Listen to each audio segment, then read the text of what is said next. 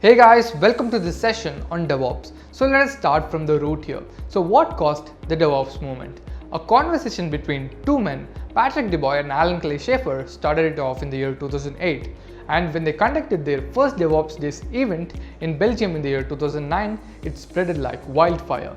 So before moving on with this session, please subscribe to our channel so that you don't miss our upcoming videos. And also, if you want to become a certified DevOps professional, consider this Intellipaat Edge course and check those details in the description. And right now, let us take a quick glance at the agenda. So to start with, we'll be learning what led to DevOps, what is DevOps, and also the various phases available in DevOps. And later, we'll be learning what are the various tools available in DevOps like Git, Jenkins, Nagios, Kubernetes, and Docker. After learning all these tools briefly, we'll be creating an entire production level DevOps project for us to understand those concepts in detail. And after that, for anyone who wants to crack a DevOps interview, we have put together a set of interview questions with detailed answers for you to crack the interview. So guys, without any further delay, let us move on with the session. The first thing we should learn in this session is what led to the DevOps movement. And to know that, it is essential to learn what sort of difficulties they came across while getting a software out in use. So development versus operations. Development and operations are two different entities in an organization that never get along, though they ideally work in close coordination. So you might often heard about the friction between these two teams due to the siloed mentality. So siloed mentality is the reluctance of sharing information between two divisions in the same organization. Many times what worked on the developer side failed when it got onto the operational floor, and hence the never-ending conflict arose. So to operations, developers always build code that are oblivious to real-world constraints, and developers are under the impression that operations are resistant to change and hence becoming an obstacle to get a perfect product out.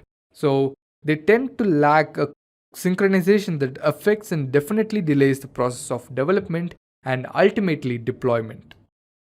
So another reason for this delay is the traditional waterfall model most of the organizations operated on. So testing is done only after the entire code for a product is written and every component of the process is dependent on each other.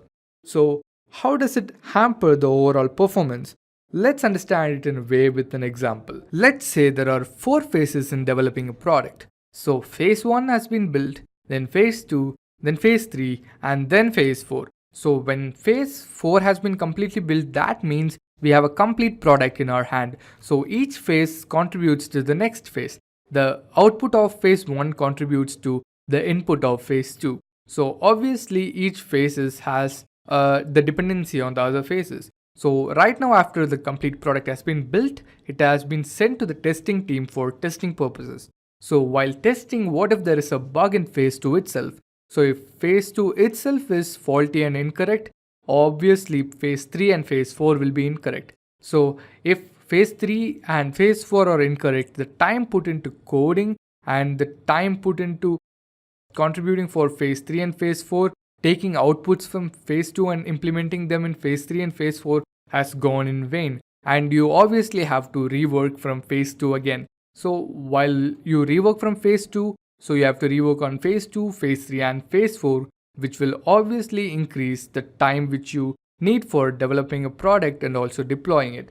This is one of the major reasons for delays. So this will obviously decrease the productivity of a company, and also this will increase the time and cost put into a particular product. So how should this problem be solved? So what is the solution for this? So to address all these issues, DevOps was introduced. So DevOps is basically development and operations put together to solve all the conflicts between these two different departments. So DevOps solves the problems, but what it actually is.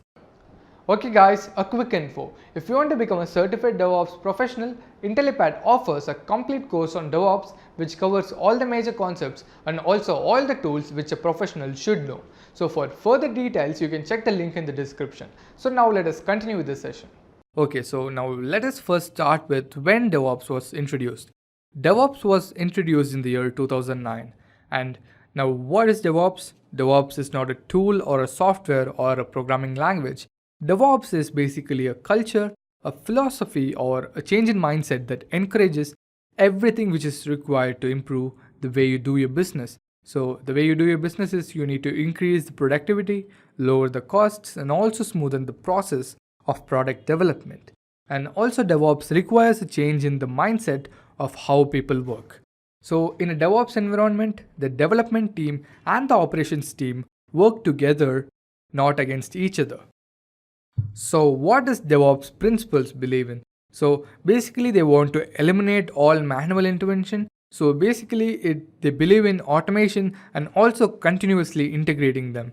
And finally, the most important thing about DevOps is they follow agile methodology. So agile methodology means different phases of a product are developed and tested simultaneously.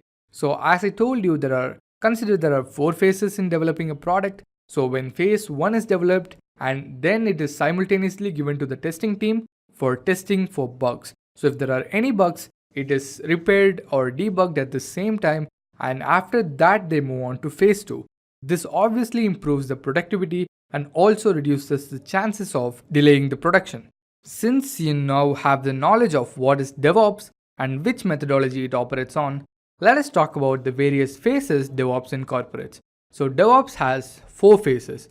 So first one is continuous development. So what is continuous development? It is basically breaking a product into multiple simpler pieces for a development team to fix it faster.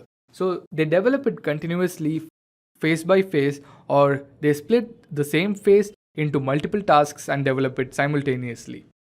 And then continuous testing.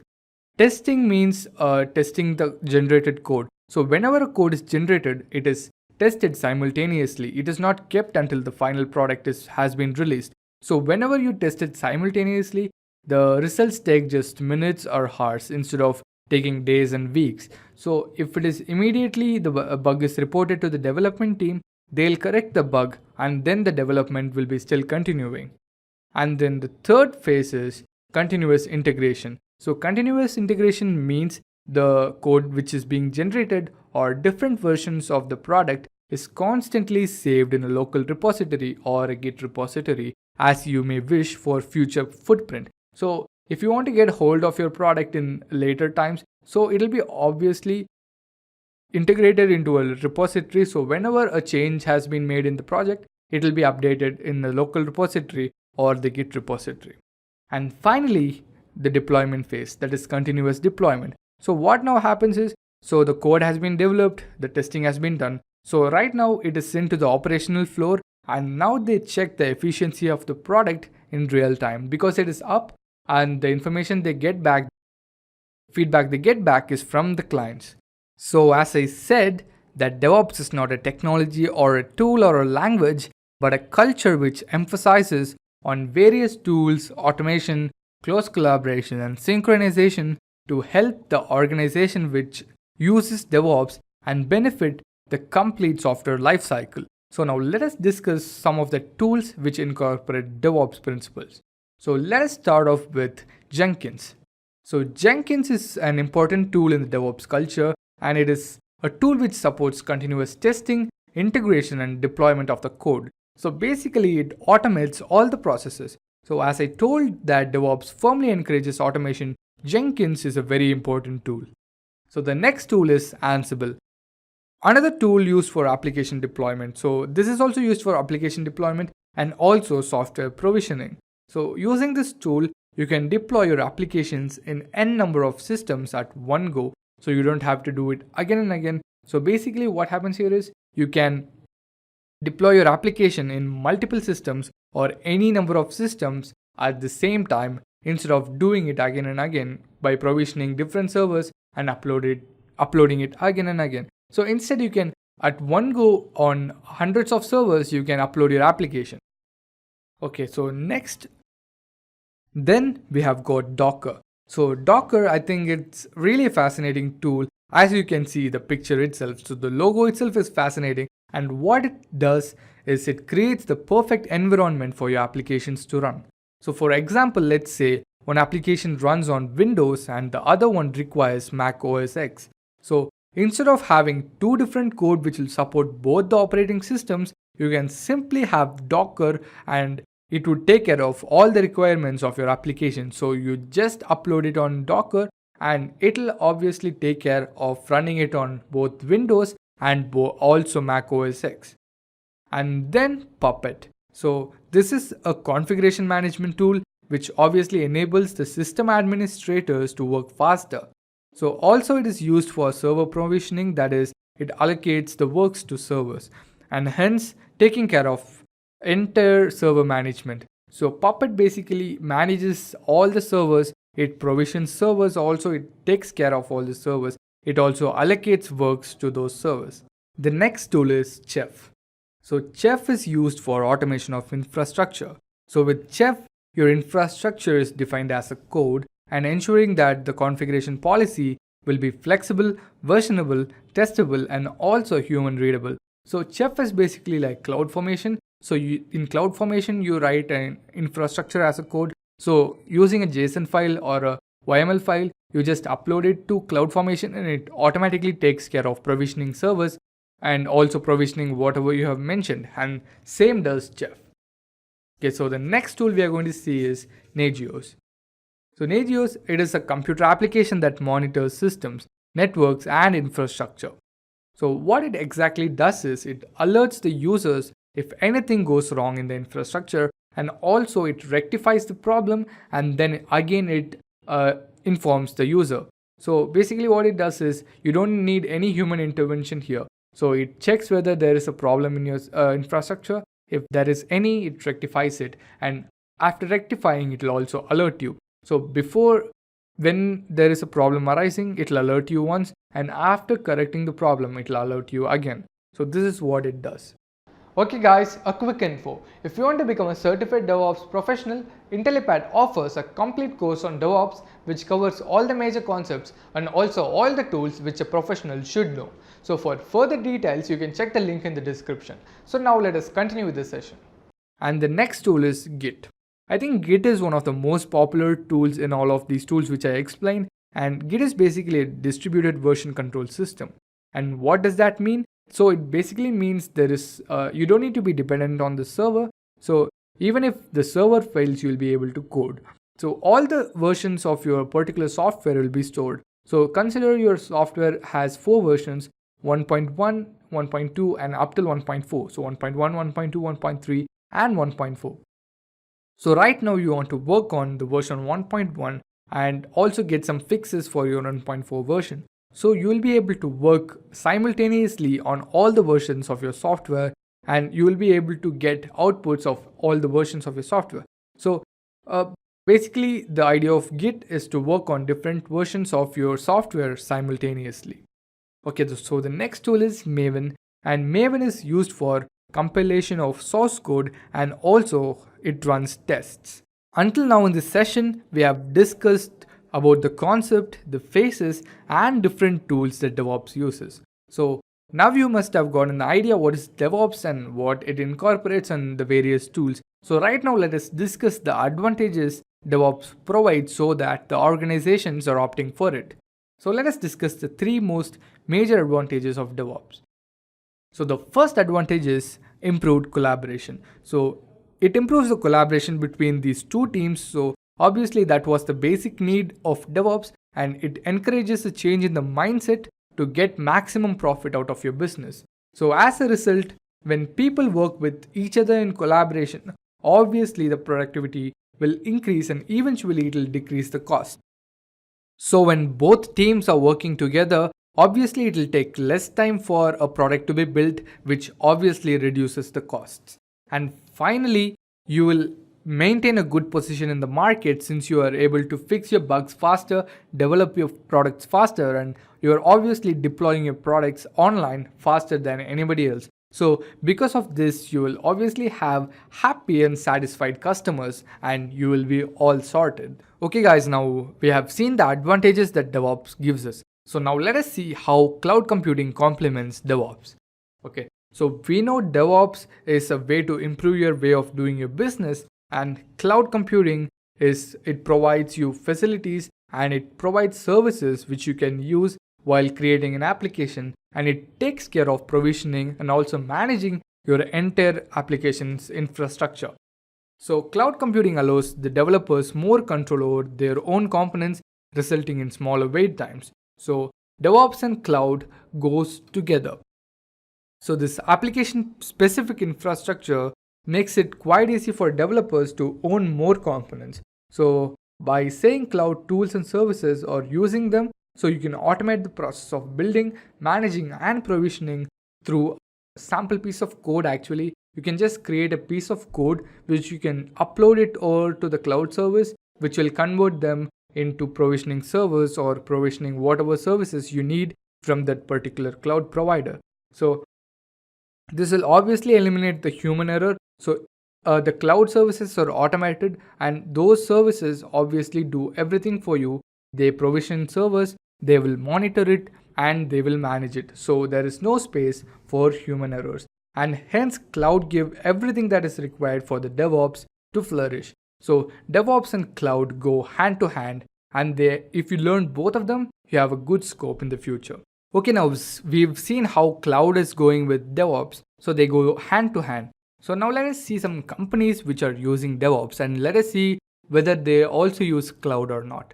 So the first company is Amazon. Amazon has their own cloud provider, which is Amazon Web Services, which is the world's leading cloud provider.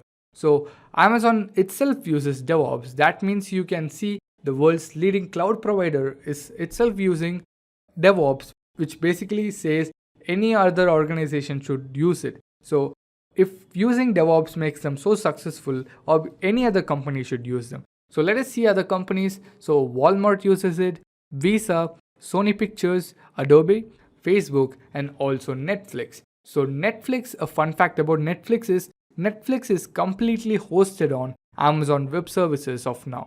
So the entire application architecture of Netflix is hosted on Amazon Web Services. After all that, we've seen all the concepts in DevOps, and also we've seen how it goes with cloud computing. Now let us come to the most important part. So what are the career opportunities DevOps has for you? So DevOps obviously will give you career growth. But how? So DevOps is needed in every big organization, that is a Fortune 500 company or any organization which has a huge development or an operations team. So if the size of the company increases, the communication gap also increases. So to put them together, obviously they need DevOps implemented in their company or their organization. So DevOps will be used in all the big companies. And also, as per Indeed.com's reports, as per last year, the average salary in the USA was $120,461 per year. As we've discussed, DevOps is not a technology, it is a culture. So nobody can create another technology and overtake DevOps. So because it's a culture, so if consider there is a cloud provider AWS, and then Azure came, GCP came. So AWS has a lot of competition because Azure and GCP provides the same kinds of services. But DevOps, it is a concept, not technology. So obviously learning DevOps will give you a boost in your career. We've seen the career opportunities. Now let us see what Intellipaat has to offer. So Intellipaat has its own DevOps course, and let us see what are the details. And the first detail is it is completely designed and taught by industry professionals. And then there are a lot of hands-on projects which comes with every module, and also case studies and interview questions for you to crack your interview. And then there are two types of trainings. So one is self-based and one is instructor-led. So as in self-based, you will be given 16 hours of videos which you can go through in your own pace and time. As in instructor-led training, there are two trainings either on weekends or on weekdays, and it is a 32-hour training session. And then finally, you will be given an Intellipaat DevOps certification. And there is a value added when you have a certification in your hand. And the same interview, if you go with a certificate and without a certificate, there is a lot of difference. And obviously your career will have a lot of growth when you learn DevOps, because all the Fortune 500 companies use DevOps custom and DevOps culture in it.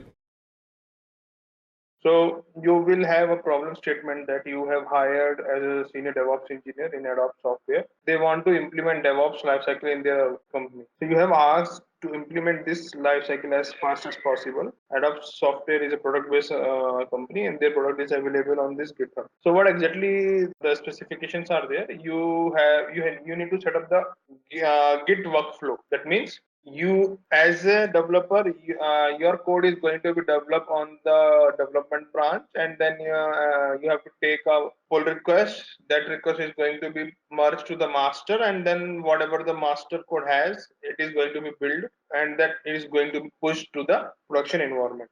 Okay, so this is your problem statement. Now for that, what you require, first of all, a Jenkins server. Okay, a Jenkins server where you can create your job. So what type of job you are going to create?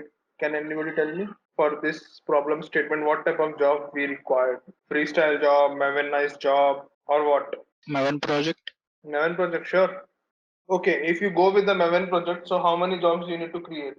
So if I set up with the Maven job, I have to create total 3 jobs to create a pipeline. But I'm not going to use Maven job. I'm going to create the Jenkins pipeline job where I'm going to use whatever build tool you have. So let's see first of all what exactly the code is. Okay, I'm not aware of the code. Let me check what code they provide us. I've opened that link. Yeah, so this is the link. Okay, it's just a simple yes, index.html. That means you don't need to require any build tool. Okay, for Apache. Let's implement this. Then I will show you how Maven is going to work with your Jenkins pipeline. That is in another use case. What I'm going to show you from my side. Okay. So I have written some Jenkins file.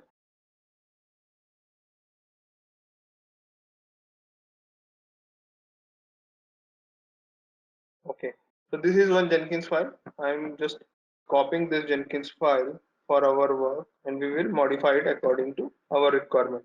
So first of all, you have to go into the new item, demo project 1. I'm going to build the pipeline job. Okay, this is my script. So let's modify it a little bit so that we can work on this. So I don't want this Maven right away because it is not a Mavenized job. I have to just clone this repository, or better to click here. Okay, after, so there is no building such thing. Okay, so we don't need any build stage. We need directly a deploy stage. But the problem is here, my Apache is not going to be run on this server master. So can anybody tell me how to set up the node, slave node? I want to set up a slave node on this Jenkins server where my deployment is going to be happen, where exactly my file is going to be deployed. So how to set up node? It was there in your curriculum. Okay, let me show you. So this is my Jenkins master. This is one server. Okay, and this is my another server. Where is my Apache is running? Let me note down the IP address. Let's check whether my Apache is up or not. So my Apache is not running. So what I have to do that first, I have to set up my Apache properly so that my deployment can happen successfully. So what you need to do, you have to log in into that server, which is going to be your Jenkins slave. Check whether your Apache process is running or not. It's CentOS, so it should be HTTPD. Okay. So how to install Apache? Yum install httpd-y.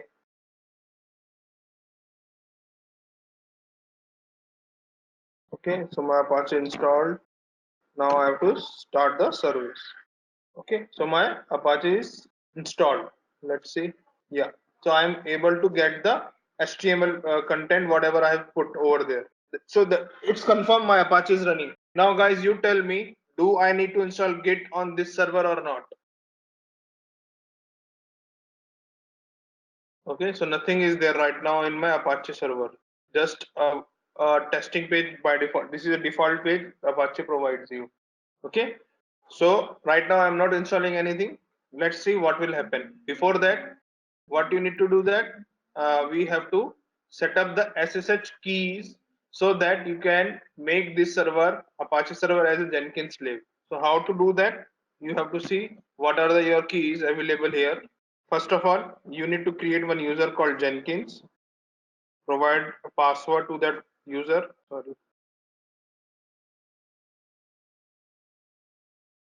Okay guys, a quick info. If you want to become a certified DevOps professional, Intellipaat offers a complete course on DevOps which covers all the major concepts and also all the tools which a professional should know. So for further details, you can check the link in the description. So now let us continue with this session.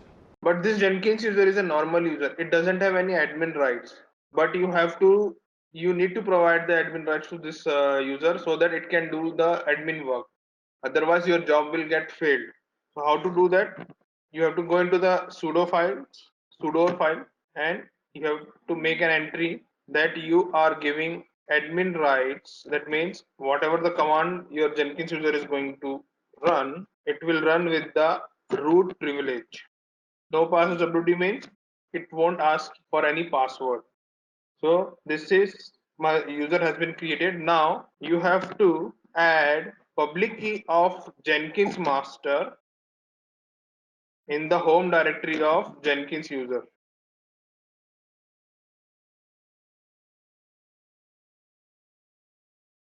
Okay, where you need to copy, you have to create one file called authorize key and enter the content of this public key.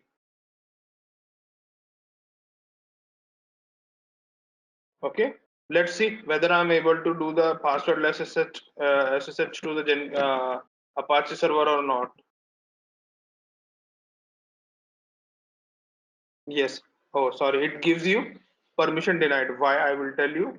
Because the permission of this authorized key file is open for others. So you have to change those permission. Let's try again. This time I'm able to SSH to the slave machine successfully. Okay. So this is done. But still on the Jenkins server, you won't see any slave machine. Where you can check it out that whether you have that slave machine or not, you have to go into the manage Jenkins.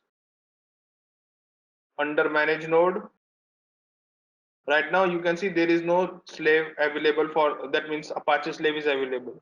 So how to add that slave? Create new node, give any name, Apache slave permanent agent. Let's copy the IP address of this machine.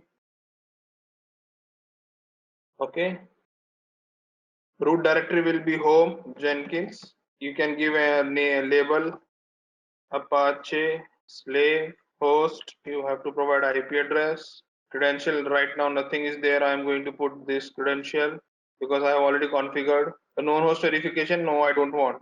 Otherwise it will ask for that unnecessary. Okay, let's see whether my Jenkins slave will come up or not. I know might be it is going to fail. Let's see.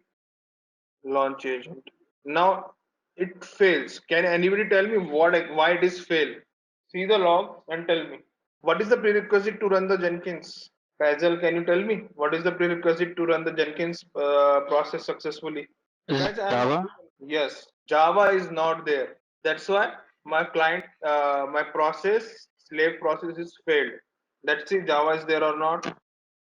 There is no Java. So you have to install Java first. Search open JDK show,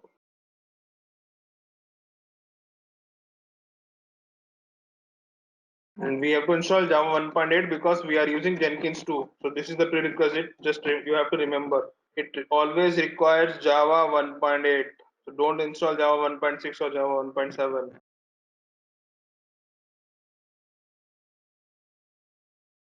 What happened?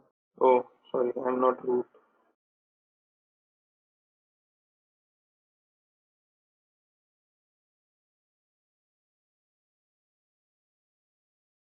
Okay, my Java has been installed. Let's try to bring that slave again. Let's go launch. Again, it is failing. Why? SSH host key are not being verified. This time, SSH key is creating issue. Okay, I got why it is creating issue.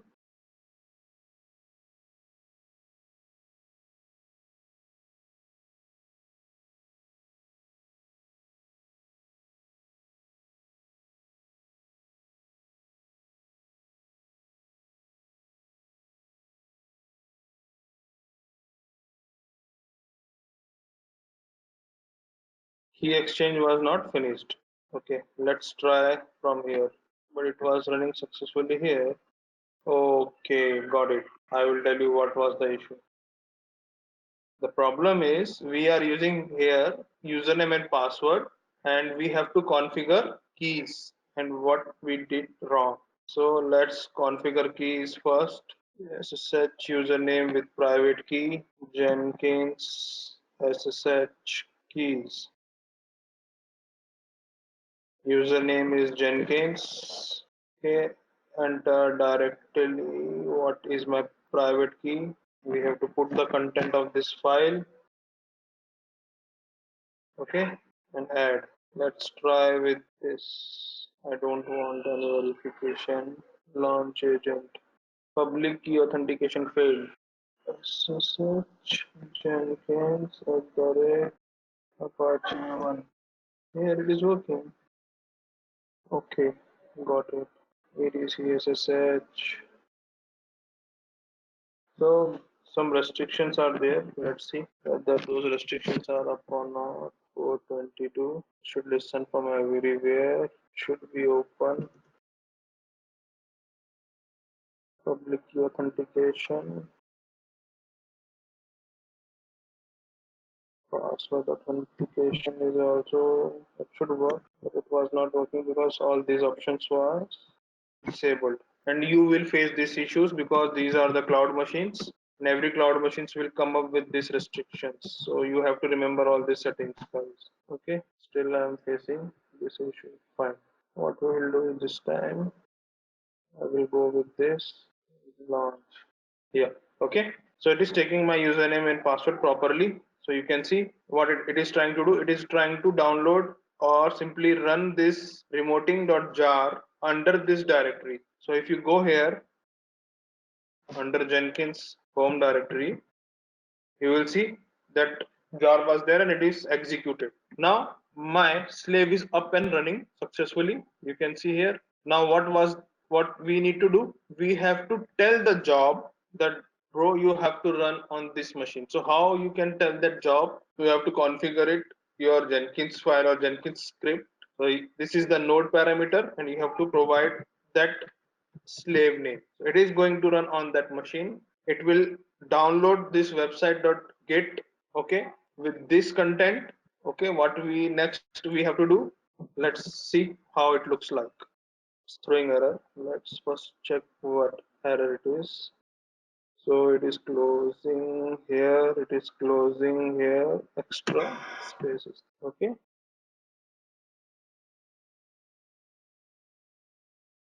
See, it fails, but it is running on Apache slave. Now, guys, you tell me why it is failed. It's giving you the proper, see the logs, understand the logs. You can understand why it is failed. Tell me why it is failed.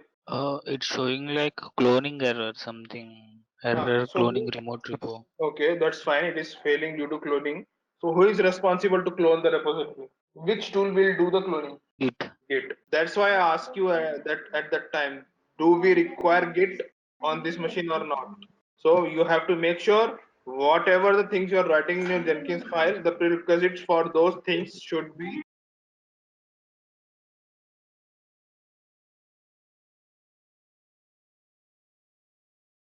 It successfully run this time. It just download, clone the repository, and you see the content. Okay. Now let's try to deploy your index.html in the proper to write the further steps to deploy your index.html and images folder into the proper location. So I told you as it's going to be run with the Jenkins user, we have to use sudo. Everything needs to be copied under HTML folder. So this is my deployment step. Okay, let's try and run this time. What will happen? Let's see. Failed. Why? Images. So understand this is a folder. So folder never be run with cp command. So what you need to do, you have to write the proper command, what exactly that command should work with the folder. So we have to use -r recursive copy. Okay, this time it ran successfully. Okay, it copied everything. Let's see whether this time I will get my page or not. Hello world. Okay, if I type images, So this is one use case. This is a small Jenkins file. You have to write the multiple Jenkins file for multiple type of work, or it can be in another way. You have to write a generic Jenkins file which can handle any type of work. So that generic Jenkins file is going to be long sometimes. So you have to make yourself comfortable in writing the Jenkins script or Jenkins file. I can do the same thing. I can copy this stuff into the Jenkins file and call that Jenkins file. Okay. So this is one use case where I'm just downloading everything and just deploying. There is no compilation is happening. Let's see with the compilation using maven. So I have one job. Let's go in CI/CD. Let me check. I forget that name. Okay. If you want to do some R&D without making changes in your main script, just click on the job which is run successfully. You can go into the replay. You can see the script change as per your requirement and do whatever you want to do. You can easily do that stuff also. Okay. So it is running on my master machine. Let me check whether my Tomcat is installed or not on in this machine.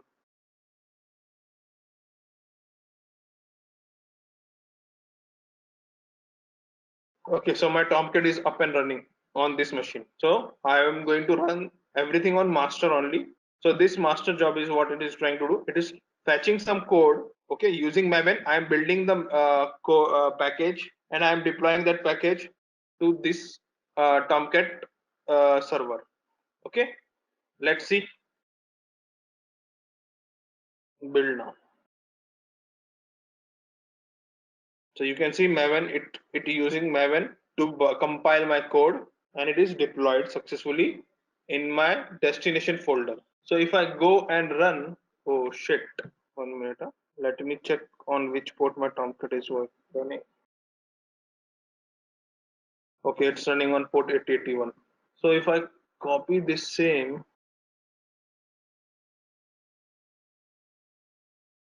I have to provide the context route. See, my application is up and running. Okay, if you have still any doubt what I am going to do, I will go to the destination folder. I will remove everything from here. Okay, nothing is there. If I refresh this page, nothing is found. Okay, it throws an error that your context route called a hello world war 1.0.0 is not available. Let's try to rebuild this pipeline again.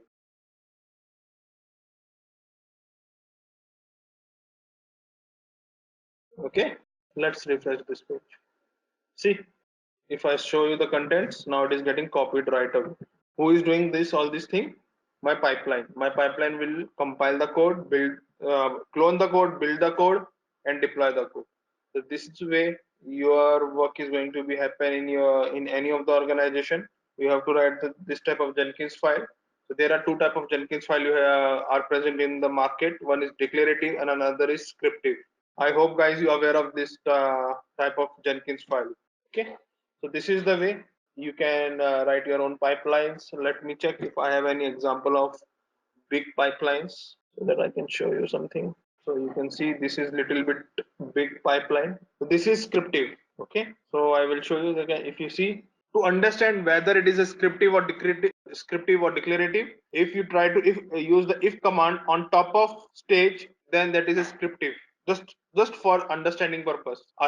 Another purpose is that that declarative always start from pipelines. Pipeline. This all these are scriptives. Okay, declarative are start from pipeline. Let me show you if I have that pipeline.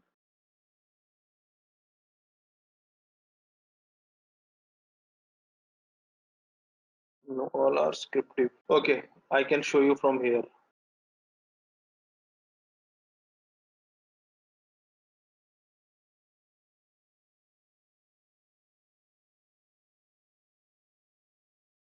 Okay, so the best way is on the Jenkins doc. So if you go here, so you can see all the declarative pipelines start from pipeline. Okay, and all the scriptive will start from node like this. So this is the difference between declarative and scriptive, because there is no node parameter available in declarative. Node is just a parameter which you can find from the Groovy, and it can be written in scriptive very easily. If you try to use node in declarative, it will throw error, because here in declarative agent is there. Okay, so this is the way you can compare the things or figure it out whether you are working on a declarative or you are working on a scriptive, because still a lot of people I found that they don't know the difference between declarative and scriptive. Okay, so this is one of the declarative pipeline, scriptive pipeline I was returning. So it depends on, so these stages will call on the basis of environment variable. That means dynamically stages is going to be added if that variable is there. For example, if my pipeline params.checkout variable is yes, then only this stage is going to be included in my pipeline, otherwise it won't include. Same thing is happening here. So this is a scriptive pipeline. Dynamically your stages is going to be added on the basis of your if conditions. Simple if conditions has been applied in all the stages, and those stages will be called on the basis of those if conditions.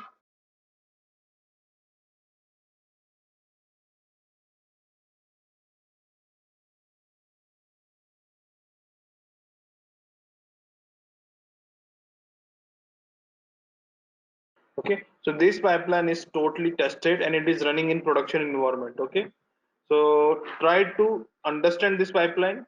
Okay, so you can just go and read this pipeline, try to modify if you're able to modify yourself, because it doesn't require any dependency of that you need those servers where this pipeline was running. No, it is, you can modify it, provide your server names, and it can work in your pipeline also. Okay, so this is regarding your project revision, or I can say project demonstration, how it looks like.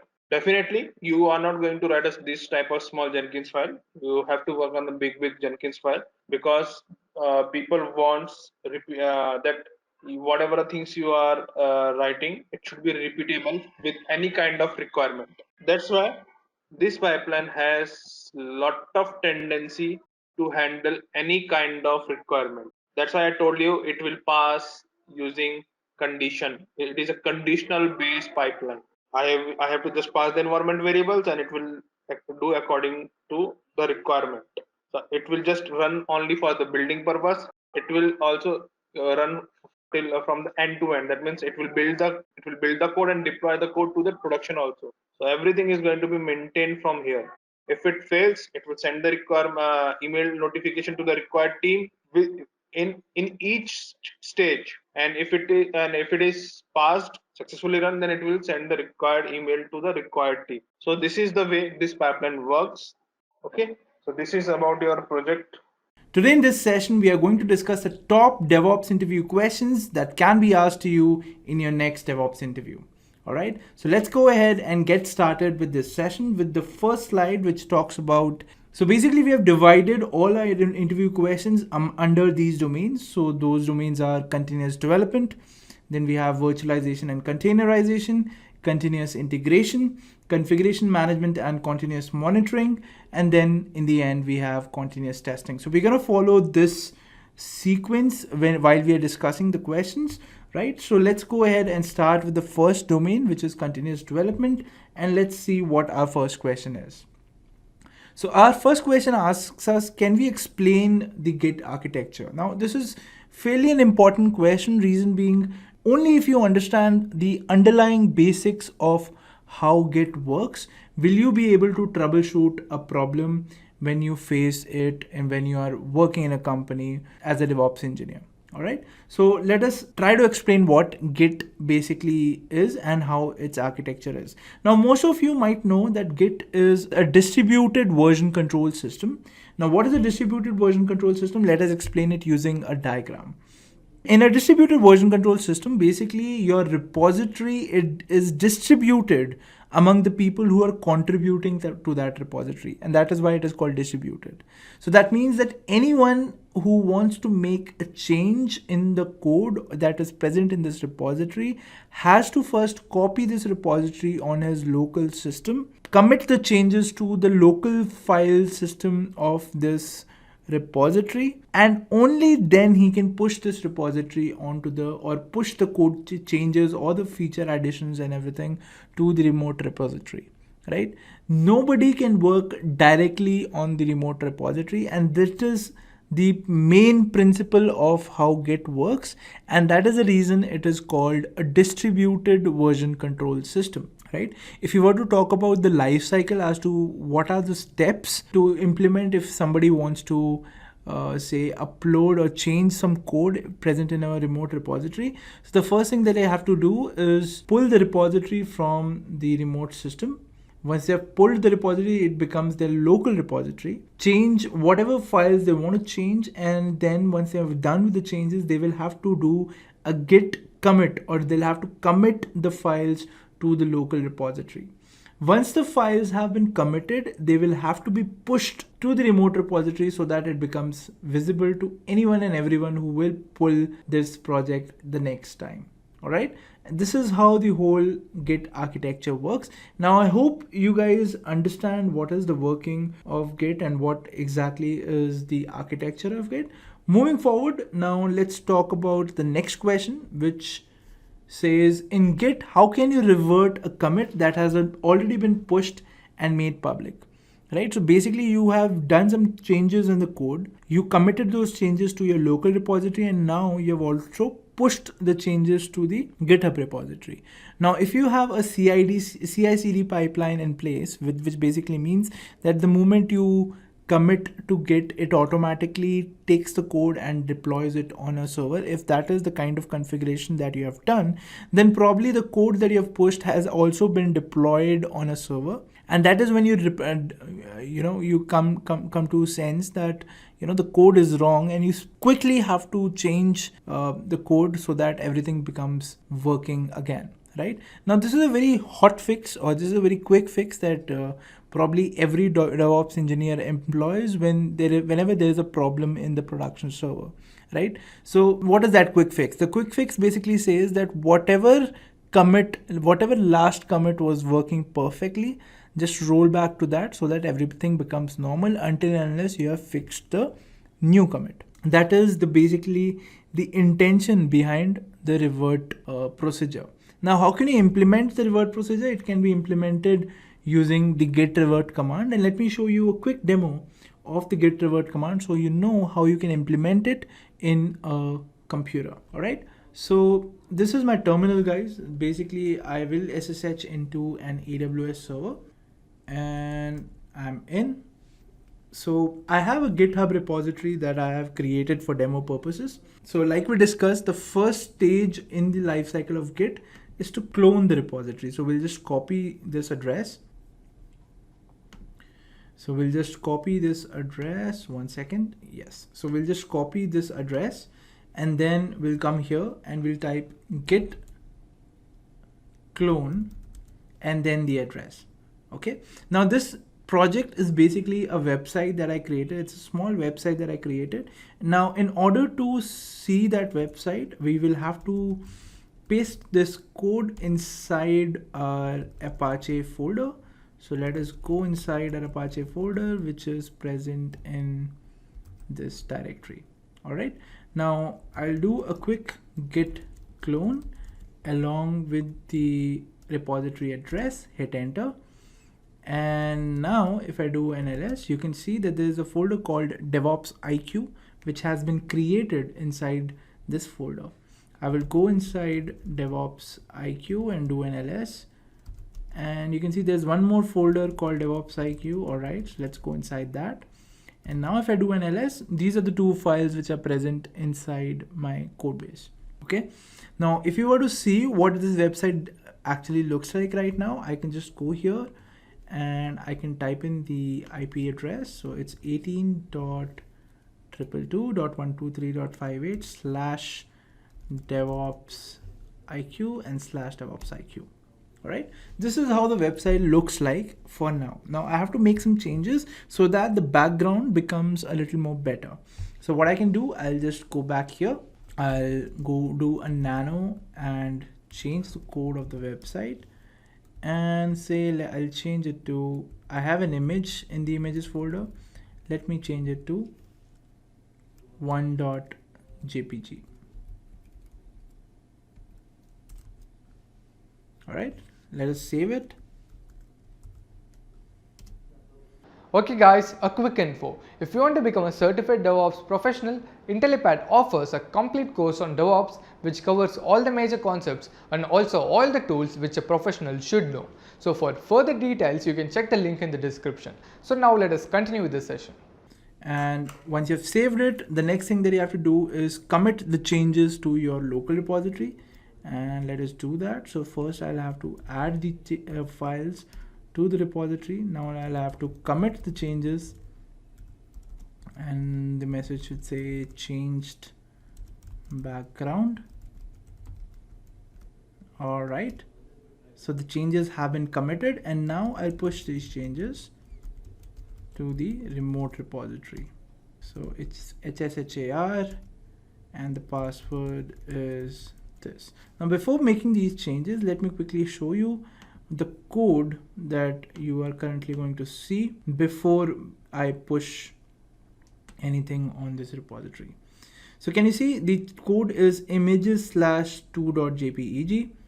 I've changed the code to be 1.jpeg. So let me hit enter and let's see if our code gets changed over here. So now if I do a refresh, let me do a refresh. You can see the code has been changed just now. So it says 44 seconds ago, the code was changed. Awesome. So now because my code has been changed, if I go to this website now and hit enter, you can see the background is now changed. It is now a different background. Now what I want to do is I realize that this change that I did is probably wrong, and I want to revert to a particular commit, to the older commit that was actually working. All right. So what I can do is I'll just come back to my terminal. Let me clear the screen. First thing that you do is do a git log. So now you get a log of all the commits that you have made to this particular repository. Now this is the particular commit that you have particularly applied right now, and this is causing you a problem. So just copy the commit ID for this, and now just go ahead and do a git revert. So git revert and then give this ID which you just copied, okay, and hit enter. So once you do that, it will tell you the information about this particular commit ID, right? So just review everything, and then you can see that the commit has been reverted. So now I have not pushed the changes, but then if I come back here and if I hit enter, you can see the older website comes back because the code has now been changed. And if I want to make these changes to the remote repository as well, all I have to do is git push origin master, and it'll ask me the credentials, and the changes have been pushed. Right now, if I come here and I just see the code again, if I do a refresh, you can again see that the code has changed back to 2.jpeg, which was our earlier code which we made changes to. All right, so guys, this is how you can do a revert on basically a commit and a push that you have made to your remote repository as well, right? So if you encounter any problem during working while working as a DevOps engineer, you should remember this session where I taught you how to revert a particular commit. All right, so with that, let's move on to our next question, which says, have you ever encountered failed deployments and how have you handled them? Now see, any DevOps engineer in the world will have faced a problem in which, probably the things that he had planned, the things didn't go according to his plan, right? That absolutely happens. And if somebody is asking you in a DevOps interview, have you committed mistakes? So you should, just to impress them, probably never say yes, right? So if you have never committed mistakes, that's awesome, right? But then I know that every engineer or every DevOps engineer who has worked in the industry would have faced a problem while working and would basically account to a mistake that he made while deploying things, all right? Now, the important thing or the important key takeaway from this kind of a learning should be that whatever mistake you make, you learn from it, right? And you never commit it again. And that is basically the intent behind this question as well. The interviewer would want to know, if you made the mistakes, what did you learn from those mistakes? Okay, so if an interviewer was supposed to ask me this question, I'll say, obviously I have encountered failed deployments, and what have I learned from them? I'll just give you the best practices that I think are viable for any DevOps engineer who is working in the industry. So the first thing that everyone should follow and should make it a thumb rule is that you should automate code testing. Not only does it save time, because now your tester does not have to wait for your developer to basically push the code and then check it. The developer can check it in real time because you have written a script for his application, and all the major tests which are to be done, which are pretty common, can be done using automated code testing, right? Now, like I said, it's not only for time saving, but also it removes the part where a human error can occur, right? So if you are working, if you are now, when you work with people commit mistakes. But if you can write a code which will basically test each and every functionality, that code will never make a mistake. And that is why you should always automate things as far as possible, right? So like in my example, what happened was that there was basically a commit to the repository, which was basically a feature addition, right? And the tester did not see all the functionalities, or forgot to see some of the functionalities that could impact the other components of my product. And because of that, when it got pushed onto production, basically disaster happened. Everything stopped working, right? And that was only because the testing did not happen properly, right? So for all the critical processes of your website or your product, you can basically create a code which will test that website. And basically that would basically close down most of the doors to mistakes. All right. The next thing is you should always use Docker for same environment, right? And this is basically the ideology behind DevOps, that these kind of problems where a developer used to work and the tester could not run his code on his computer, but the developer said that everything is working fine on his system. Docker basically solves that problem, right? So use Docker as much as you can for the same environment problem that you might face. Then we should always use microservices. Now, when you are working in a company, it could be that the product is in the legacy phase and hence it's on a monolith kind of a thing, but you should never encourage this kind of an architecture, right? Reason being, say you did a bad commit or you did a bad push on the production server, but it should not impact the other components of your product, right? If probably you have done something to search, and if it's a bad commit or a bad push, the only functionality that should be impacted should be your search functionality and not the other functionalities. And that is the sole reason behind why we should use microservices. That is, we should divide our application into different small products which we would deploy on servers, and these products should be independent of each other. When you talk about the monolithic architecture, all these components are coinciding with each other, have the dependency upon each other. But when you talk about a microservices kind of an architecture, you remove that dependency so as to, even if one component fails, it does not impact the whole application. Fourth point being, you should always overcome risks to avoid failures. Now, this basically means that if there is a code change, or if there is a feature addition which works sometimes and sometimes it does not, and you're not able to figure out why is exactly that thing happening, it is better to wait and troubleshoot it than to push it just to meet your dates, right? Because the latter can cause you a big problem in production when you're in a company like probably like Airtel, or in a company like Samsung or Ericsson, where their products, each second of their website's uptime brings in money, right?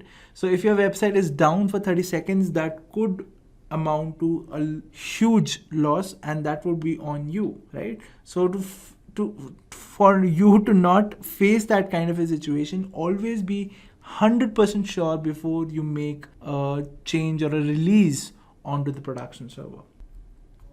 All right. So this is the end to the domain of continuous development. Let's go ahead and now talk about virtualization and containerization. All right. So let's start with the first question of this domain, which says, what is the difference between virtualization and containerization? Now, this is a very important question, guys, because most of us get confused between virtualization and containerization. So let's see what are the differences between these two things.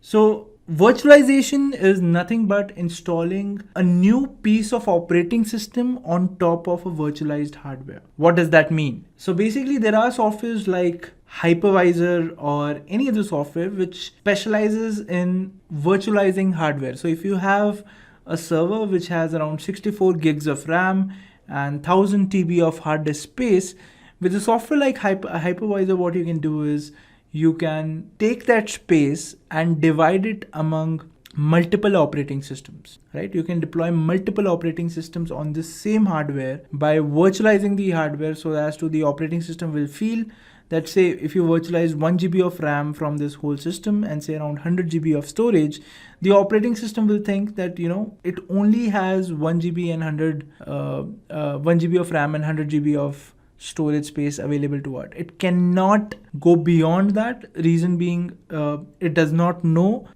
of the hardware which is beyond or which is ahead of the hypervisor software. All right. So in virtualization, basically you have an hypervisor which sits on top of your operating system and virtualizes the hardware beneath it, right? Then you have a guest operating system. So basically once you have virtualized the hardware, you install guest operating systems on top of that. For example, the best example for this would be VirtualBox, right? You install VirtualBox and then you can install operating systems on the VirtualBox with a given spec that you will decide, right?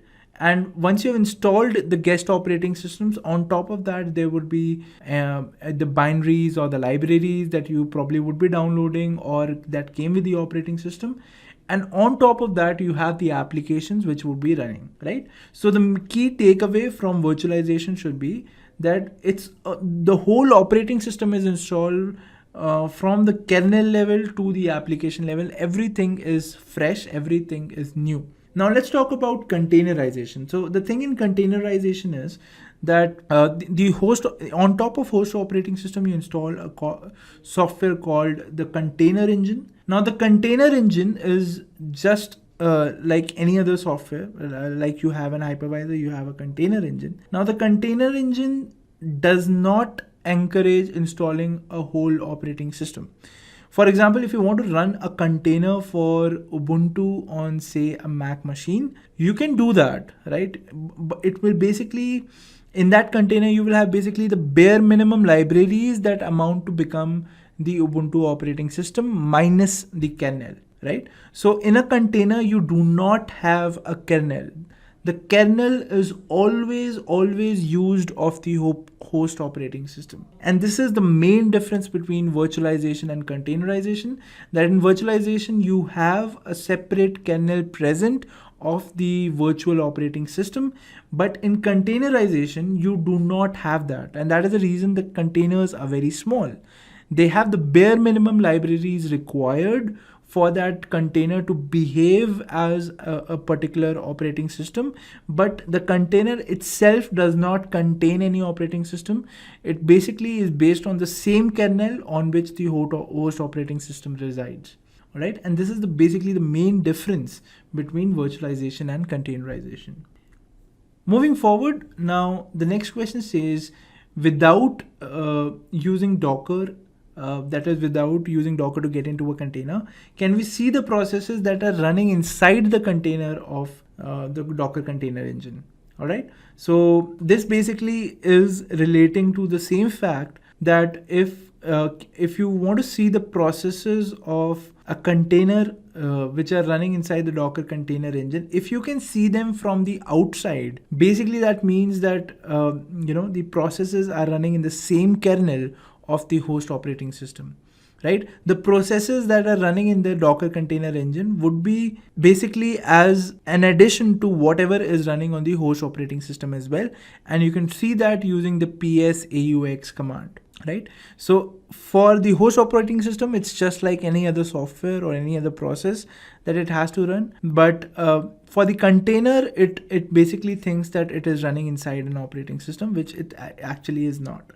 Right? So can you see the processes? So the answer is yes, you can see the processes which are running inside a Docker container. And how can you see that? How can you basically see these processes? Let me demonstrate it to you. Okay, so we have come back to our AWS server. Let me clear the screen. All right, so if I do a Docker PS right now, you can see that there are no containers which are running on this system as of now. Now what I'll do is I'll run a container for Ubuntu. So I'll do a Docker run -it and then -d and then Ubuntu. All right, so this ran a container for me. And if I do a Docker PS now, you can see that there's a container running, which is basically of the Ubuntu image. So if I go inside this container now, so I'll do a docker exec -it and then bash.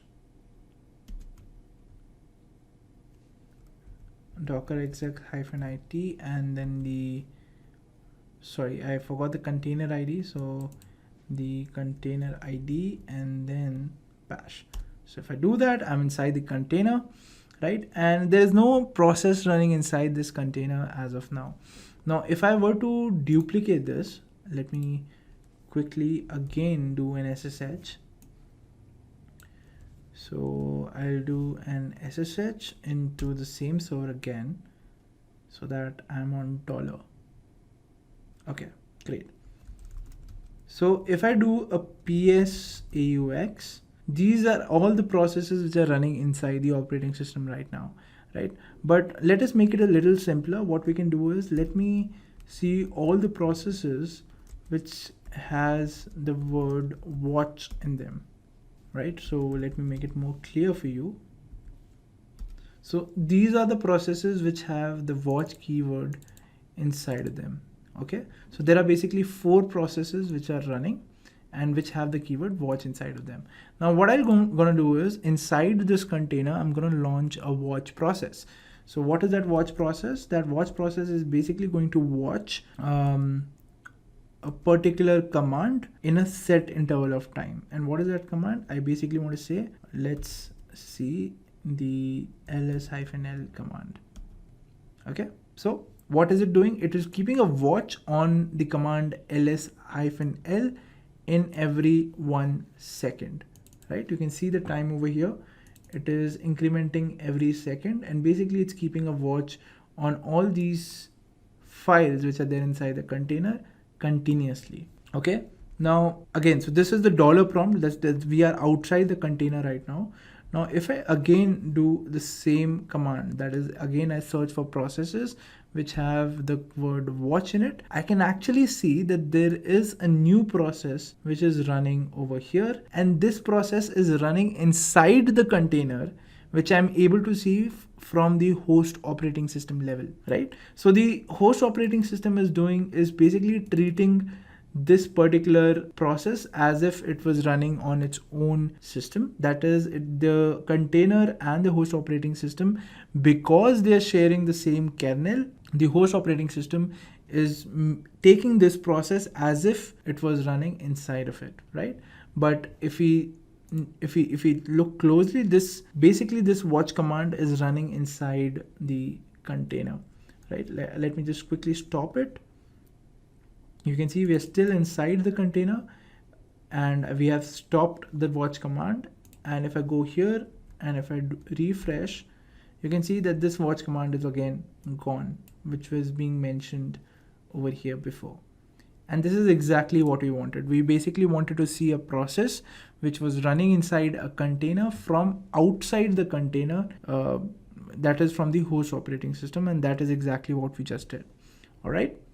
So the question that without using Docker, can you see the processes that are running inside a container? So the answer is yes, you can do it. All right. So the next question is, what is a Docker file used for? What do you basically use a Docker file for? So a Docker file is nothing but it's basically a text document to create an image using an older image and adding some files into it. All right. So it's basically like a script that you run in Linux, which can do all the things for you that are required. For example, I might need an Apache image, and I want my website to be put inside the var/www/html folder inside this particular Apache container. Now, in order to do that, if I were to do it without a Docker file, I would have to first download the Apache image. So I would probably type docker run -it-id and then Apache. Once I've done that, I will exec into the container and then go to the directory called var www.html. Probably I'll do a git clone of the website that I want, and then my website will be available in that container, and hence I'll be able to use it, right? This is one way. Second way is I can create a Docker file which will basically build this image for me without me having to do all these things, all these manual things which I just told you. All right. So let's see how we can do that. So let me just exit this container and let me remove the container which are just running inside my system right now. Okay, so if I do a docker ps now, it's clean.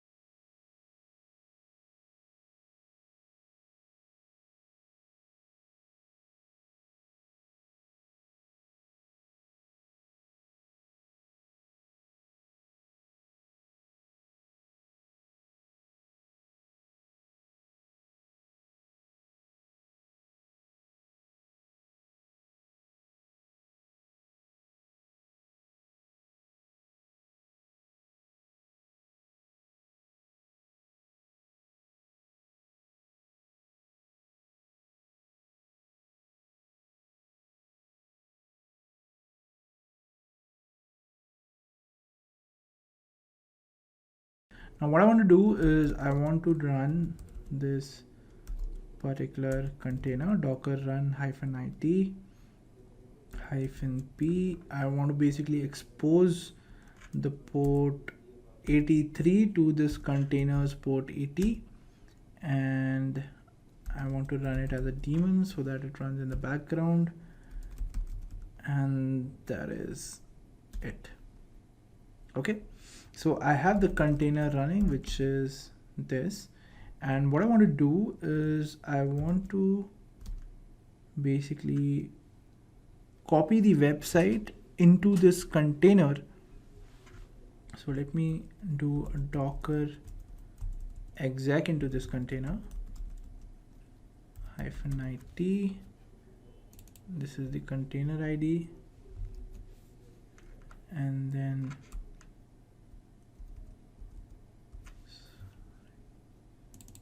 container ID and then bash. So I want to go inside this particular folder.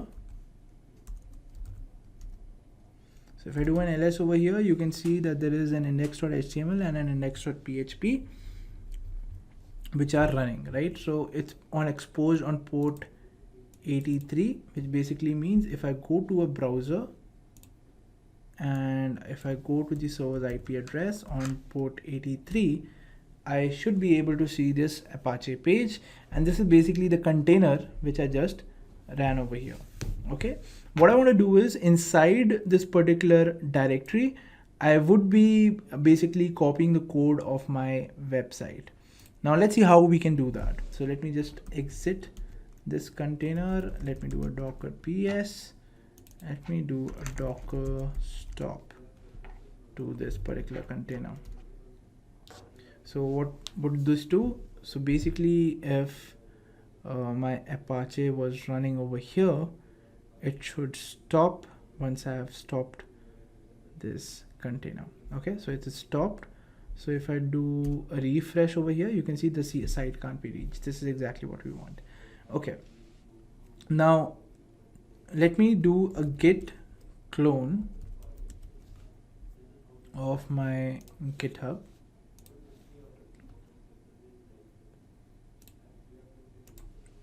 I'll do a git clone.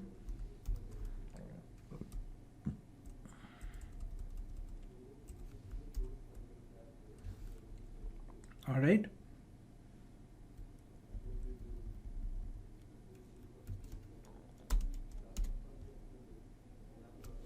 Awesome. Now I'll go inside this folder, and basically I want to copy this particular folder inside the container. All right. So for doing that, let's create a Docker file. And what I want to say is, in the image shhar/web app, I want to add the folder Devops IQ.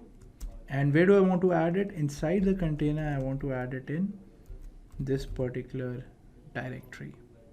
Okay, this is where I want to add it, and inside Devops IQ. Okay, fair enough. And that is it.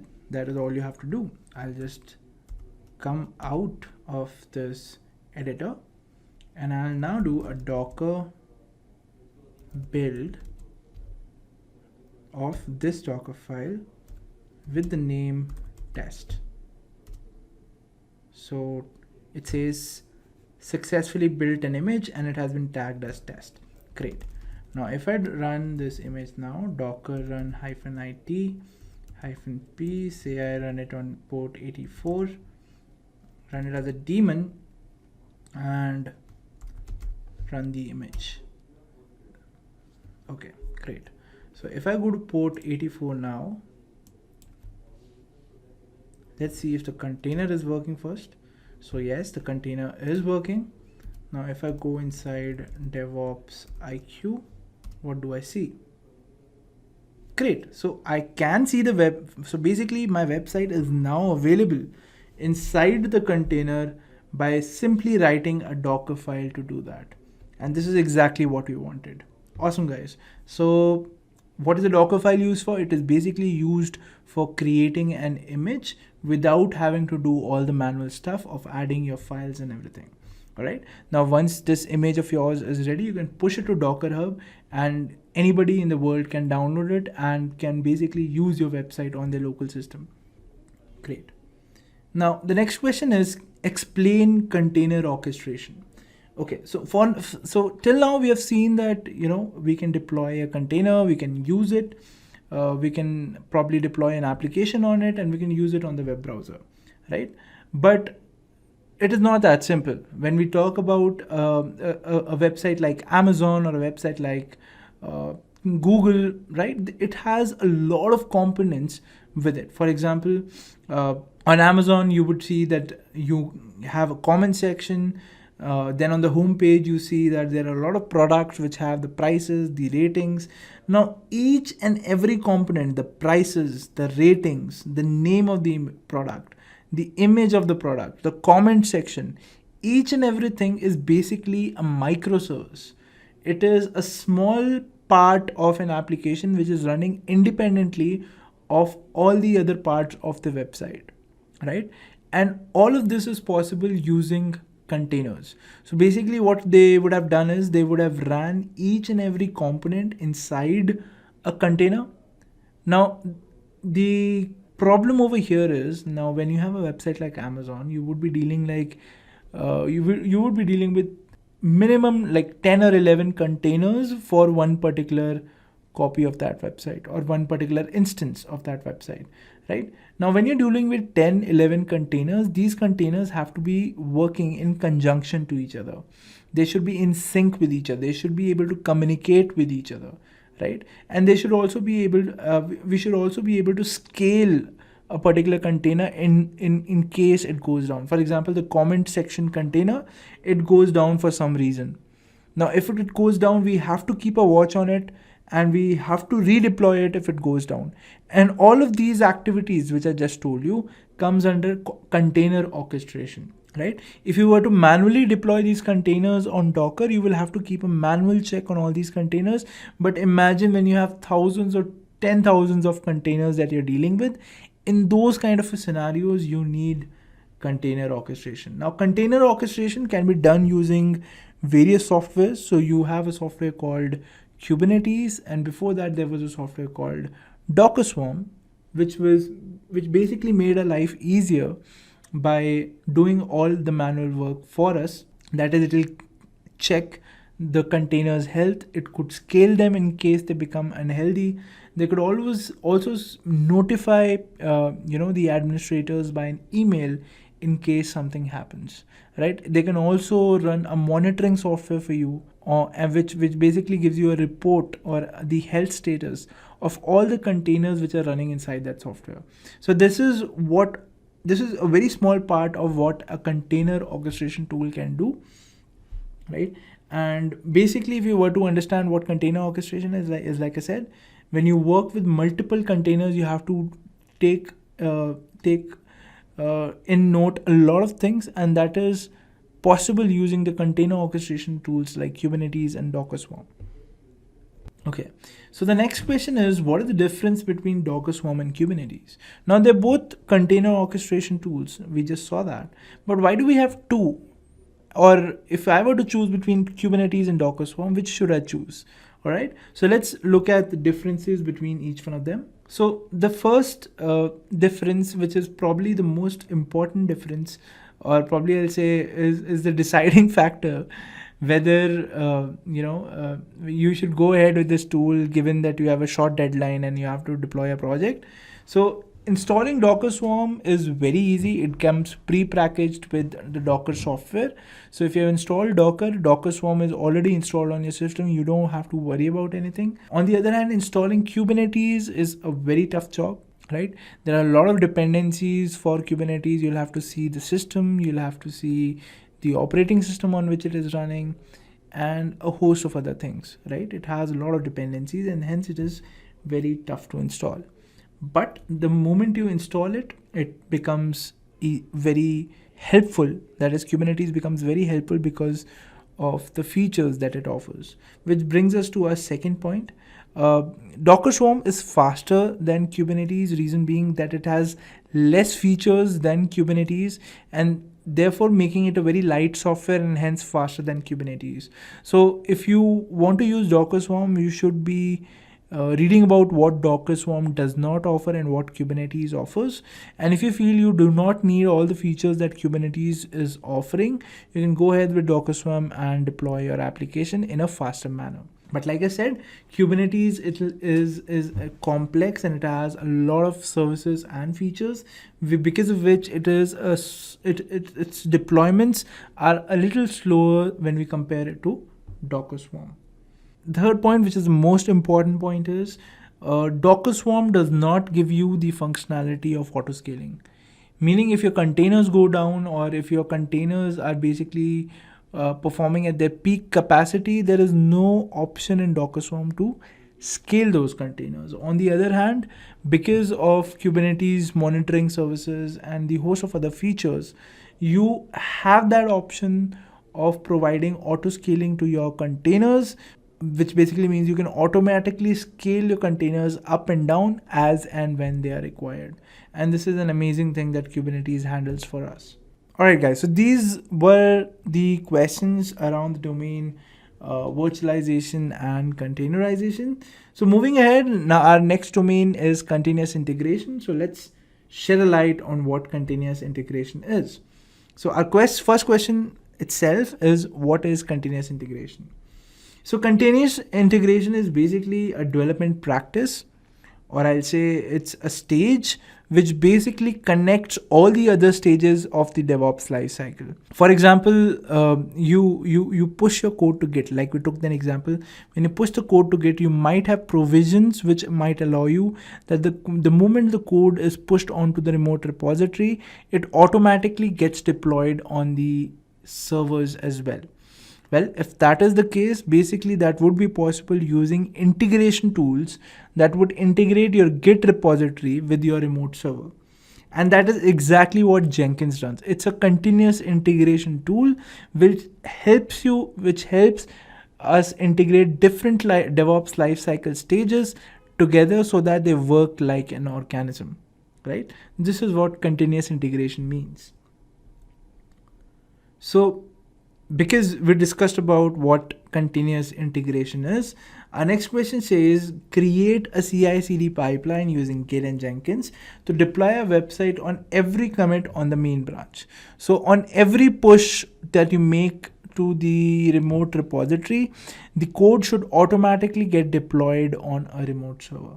All right. So this is something that we're going to do just now. All right. But before going ahead, let's see what is the architecture for this kind of a thing. All right. So this is how the whole thing is going to work. Basically, the developer is going to commit the code to his GitHub. GitHub basically, once it sees a change in the branch that we mentioned, it is going to trigger Jenkins, which in turn will integrate or will take the website from the GitHub repository and push it onto the build server on which we want the website to be deployed. All right, sounds awesome. Great. Now let's go ahead and do this demo. So for that, we will have to SSH into our server. So let us do that. Okay, so I'm in now. Let me clear the screen.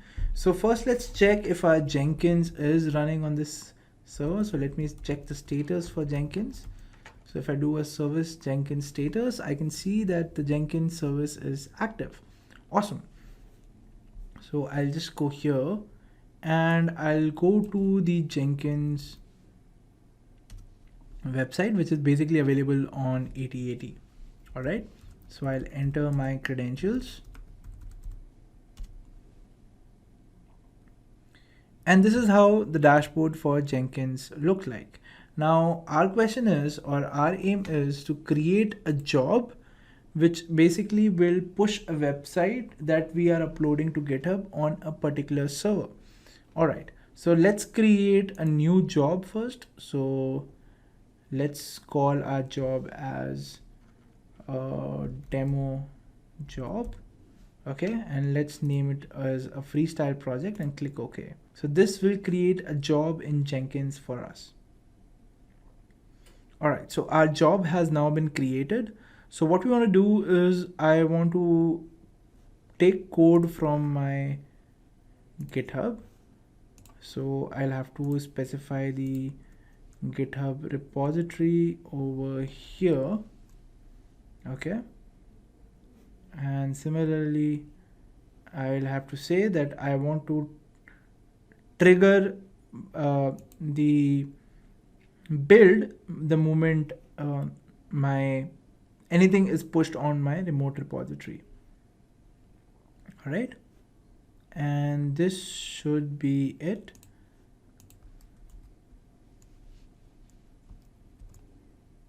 Great. So I mentioned that anything that is pushed onto my master should trigger a build on Jenkins.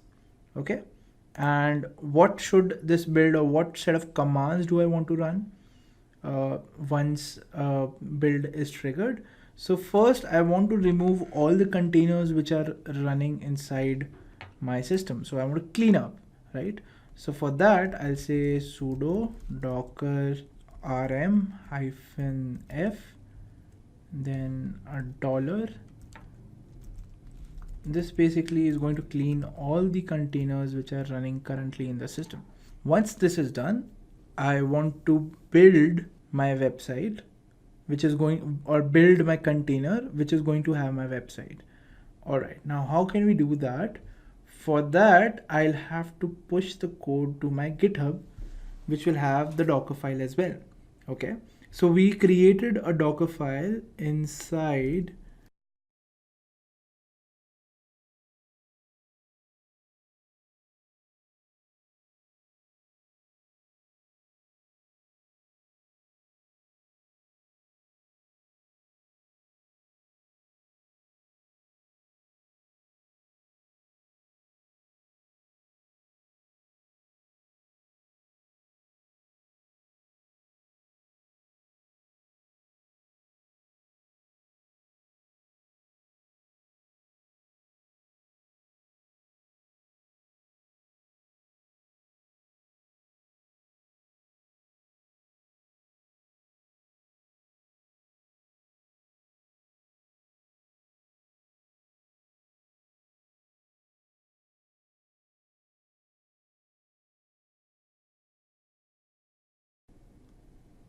okay, so here it is.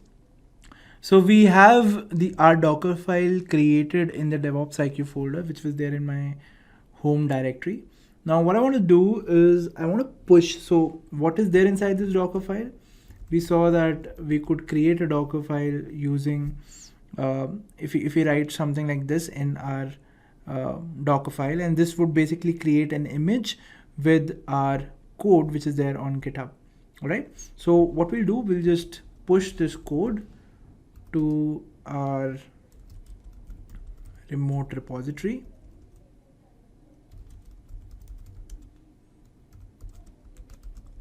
And let's add the message that we have ordered a Docker file. Great. And now let's push it to our remote repo.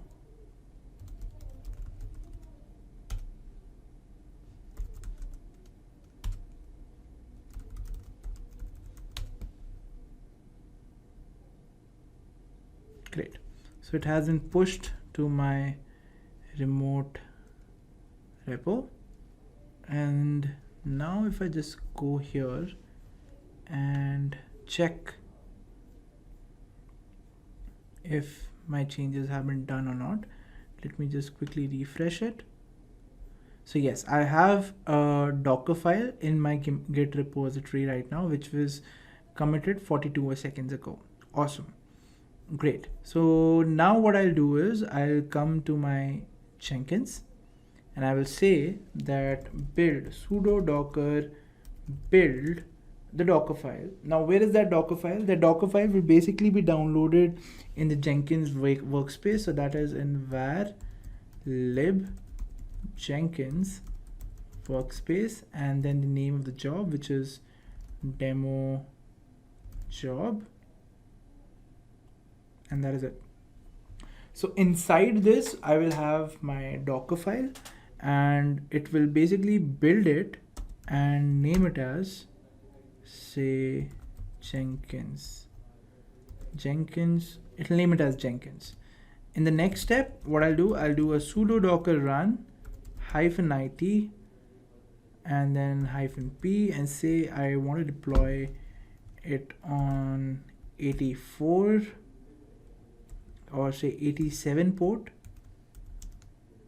Okay, and what do I want to deploy? I want to deploy Jenkins. Okay, so this should do this should basically do all the stuff. So in the first command, basically we're removing any container which is running on the system. In the second command, what we're going to do is we're going to build the Docker file which is available in this workspace, and this workspace will basically have my GitHub project and the link I have specified over here. So it'll basically just copy, or it'll pull the project and save it in the workspace of demo job. So in this demo job, there's a Docker file.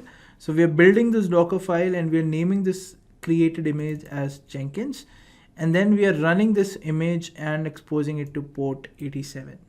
Okay, so let's save it. Awesome. Now what we have to do is I'll have to go inside. So if you want to configure a webhook, the way to do that, When I say a webhook, basically you want your GitHub to interact with your Jenkins whenever there is a push to a particular repository. So in your repository, go to settings and then go to webhooks. So this is a webhook that I created for my Jenkins, right? So let me create it again for you. So all you have to do is click on add webhook, right? And enter the URL for your Jenkins over here.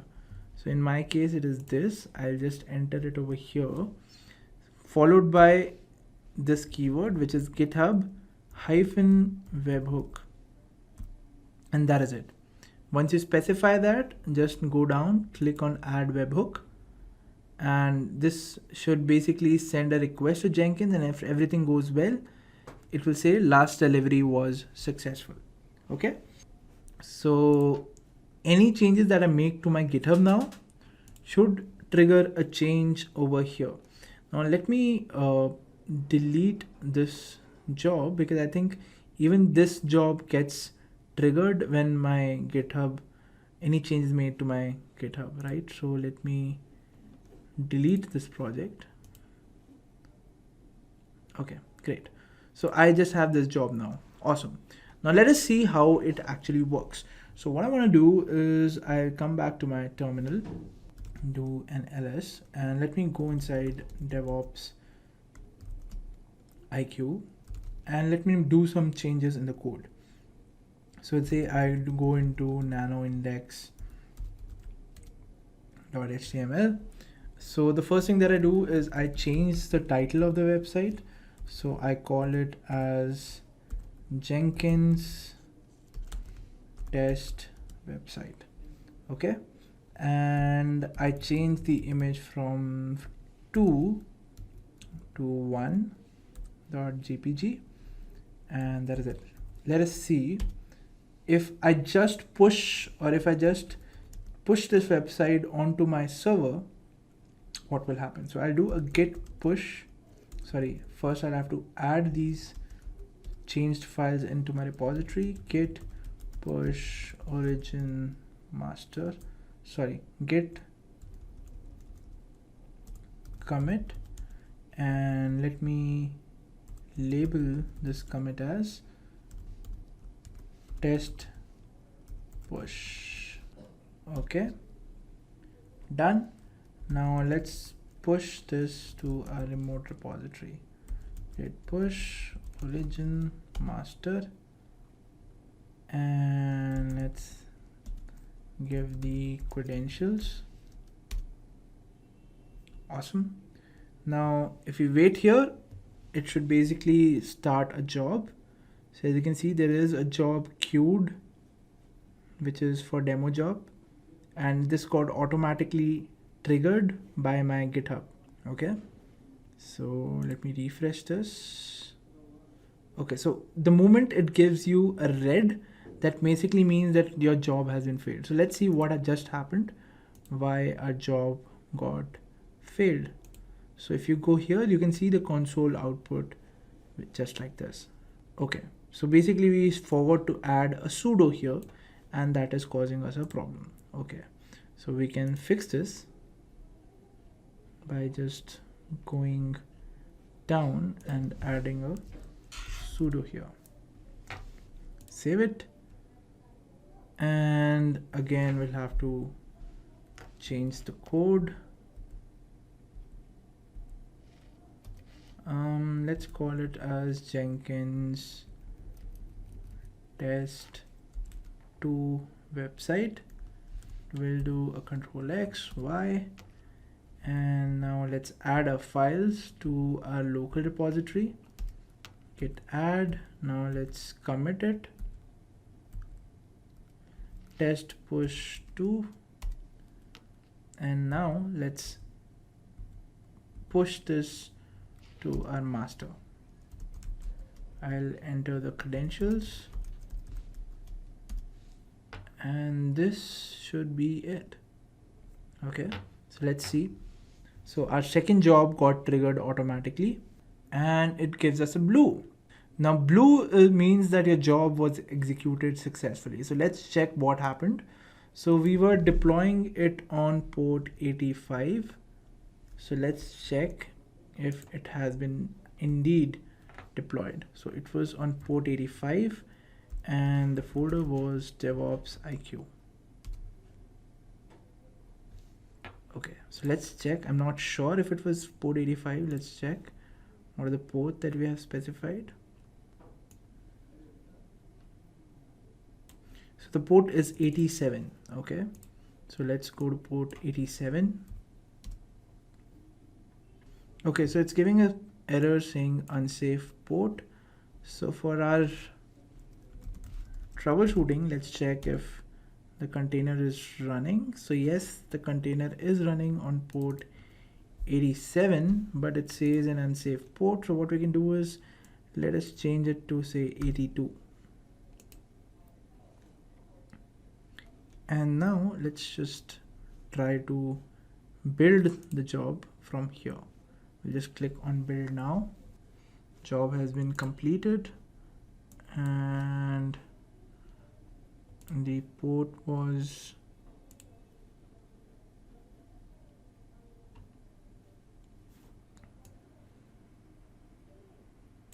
82. Yes, so Apache is working. Now let's try going inside DevOps IQ folder. And there you go. You have your website with this title which you pushed on GitHub. Now for one more time, for testing purposes, let us push our code once more and see what happens. So I'll say that this website is test3 website and say I'll change the image as well to 2.jpeg. Okay, save it, do a git add, do a commit and say call it test push 3, and now let's git push origin master, enter the credentials,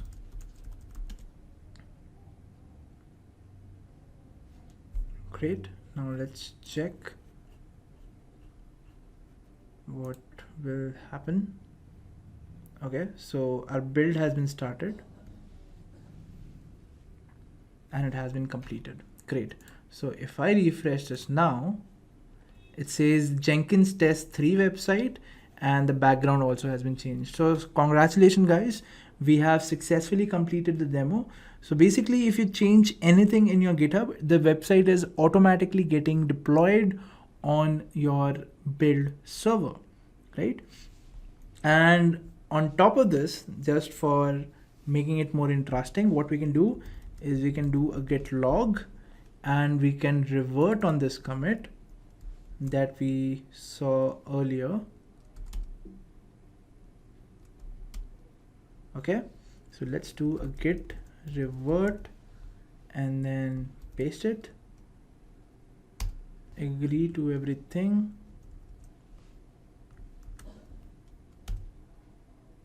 and then push to master, enter the credentials,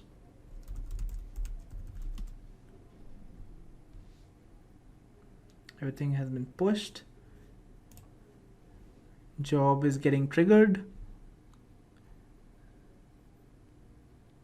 job is completed, and if I go here again, my website got reverted to a particular previous version. Awesome guys, so we have completed the demo which basically asked us to create a CI/CD pipeline using Git and Jenkins to deploy a website on every commit on the main branch. So we have done it successfully. Awesome. Let's move on to our next domain, which talks about configuration management and continuous monitoring. Awesome. So what is configuration management and what is continuous monitoring? Let's understand it. So what is the difference between Ansible, Chef, and Puppet? Now, before understanding the difference between Ansible, Chef, and Puppet. These are basically configuration management tools. What is configuration management? If you have, say, around 200 servers and you want to install a particular software on each of these servers, what will you do? One way what you can do is you can basically go to each and every of these servers, run a script, and that basically will install software on that on these servers, right? The other way to do it is install a configuration management software using which you can deploy or you can install all these softwares, or you can control the configuration of all these servers from one central place. And that is exactly what configuration management means, right? Now, in configuration management, you have many tools like Ansible, Chef, Puppet, etc. But these are the 3 top tools which are used in the industry.